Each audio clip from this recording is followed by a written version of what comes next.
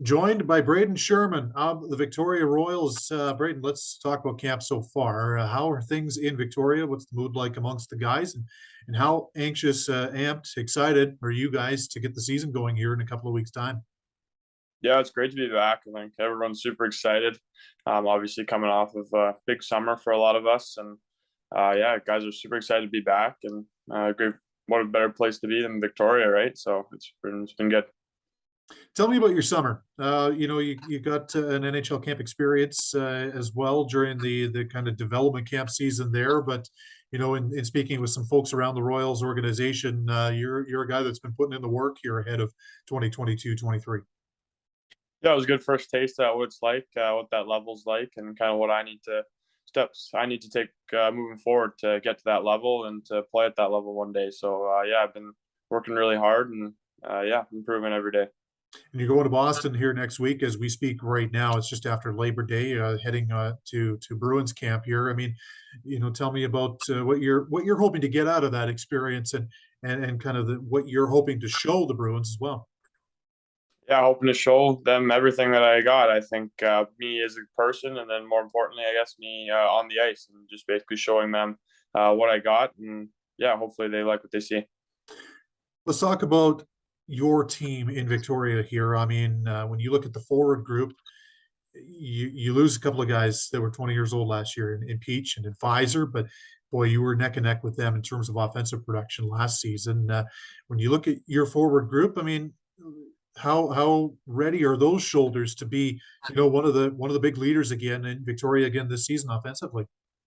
Yeah, I think it should be good. I guess all our young guys we had up front are ready to take big steps forward, in yes, offensive roles, and me for sure. I'd take another step forward, and a lot of the 2004 boys with me are ready to take a big step forward.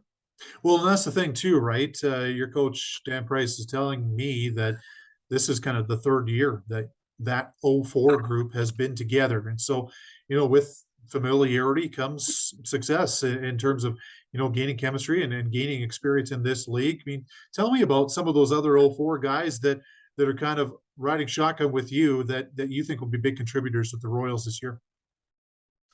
Yeah, I think obviously everyone. I think our group is so close, so tight. I've been bonding, like you say, over the last 3 years and a little couple seasons here, and going back to training camp when we were 15. I think all of us have grown really strong together. And a guy like Tanner Scott, I think, comes to mind.